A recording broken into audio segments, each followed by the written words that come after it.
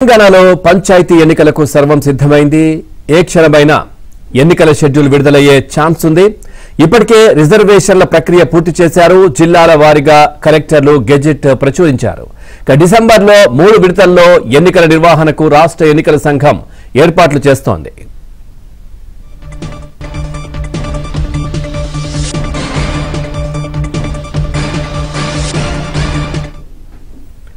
గ్రామ పంచాయతీ ఎన్నికల షెడ్యూల్ ఎప్పుడు ప్రకటిస్తే అదే రోజు నుంచి కోడ్ అమల్లోకి రానుంది.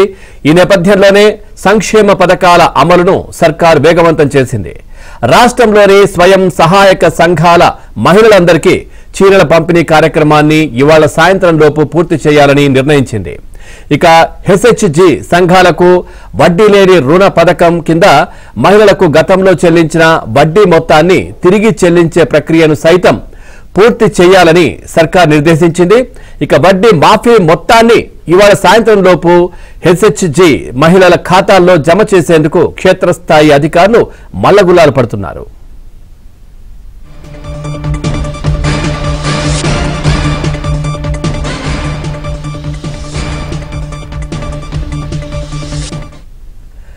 చూస్తున్నాం, తెలంగాణలో పంచాయతీ ఎన్నికలకు సర్వం సిద్ధమైంది. ఏ క్షణమైన ఎన్నికల షెడ్యూల్ విడుదలయ్యే ఛాన్స్ ఉంది. అలాగే అంశానికి సంబంధించి మరింత సమాచారాన్ని మా కరెస్పాండెంట్ నరసింహరావు అందిస్తారు. నరసింహరావు, పూర్తి డీటెయిల్స్ ఏంటి?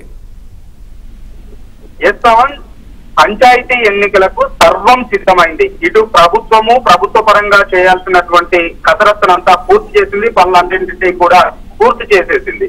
ఇప్పటికే రాష్ట్ర ఎన్నికల సంఘానికి గ్రీన్ సిగ్నల్ కూడా దాదాపుగా ఇచ్చేసిన వివరాలన్నింటినీ కూడా పంపించి ఇక ఇటు రాష్ట్ర ఎన్నికల సంఘం కూడా ఎన్నికల నిర్వహణ కోసం అవసరమైనటువంటి ఏర్పాట్లన్నింటినీ కూడా చేసేసింది. ఆ పోలింగ్ బూతుల ఎంపిక నుంచి సిబ్బంది నియామకం వరకు, సిబ్బంది నియామకం నుంచి వారికి శిక్షణ వరకు అన్నింటినీ కూడా పూర్తి చేసేసింది.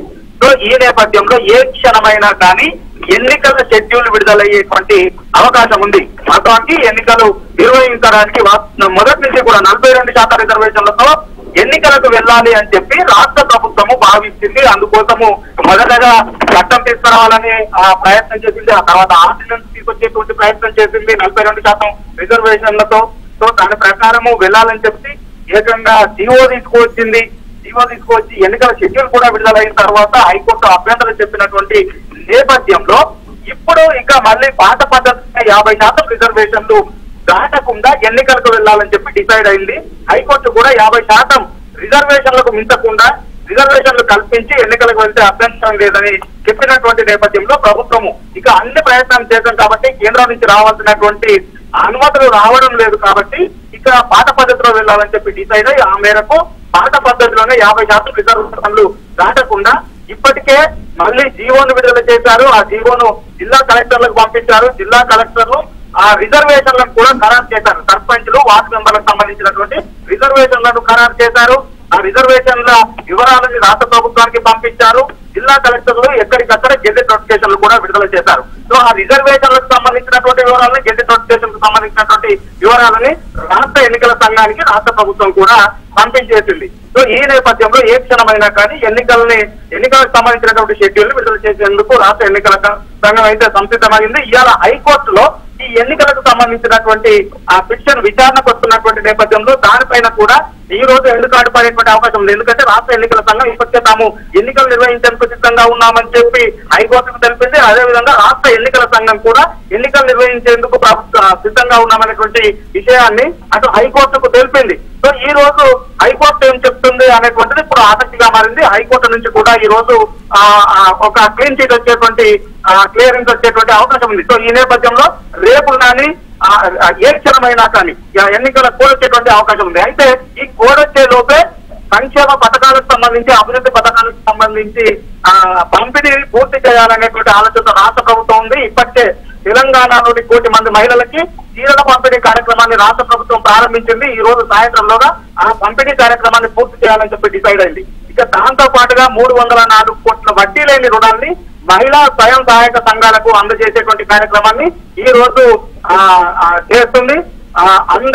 అందుకు సంబంధించి స్వయం సహాయక సంఘాల గ్రూపుల ఖాతాల్లో ఈ రోజు ఆ 304 కోట్లను జమ చేయబోతుంది. సో మొత్తానికి ఇటు రాష్ట్ర ప్రభుత్వం నుంచి కూడా క్లియరెన్స్ వచ్చినటువంటి నేపథ్యంలో రేపు ఇవాళ కేబినెట్ సమావేశం కూడా ఉంది. కేబినెట్ సమావేశంలో కూడా దీనిపైన చర్చించేటువంటి అవకాశం ఉంది. నిన్న మహబూబ్ కొడంగల్ జరిగినటువంటి బహిరంగ సభలో ముఖ్యమంత్రి రేవంత్ రెడ్డి కూడా తనకున్నటువంటి సమాచారం మేరకు 1-2 రోజుల్లోనే షెడ్యూల్ వస్తుంది స్థానిక సంస్థలకు పంచాయతీరాజ్ ఎన్నికలకు సంబంధించి అని చెప్పి ముఖ్యమంత్రి స్వయంగా ప్రకటించారు.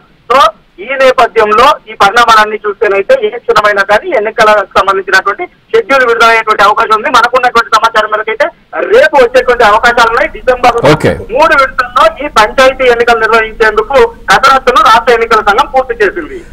Thank you Narasimharao.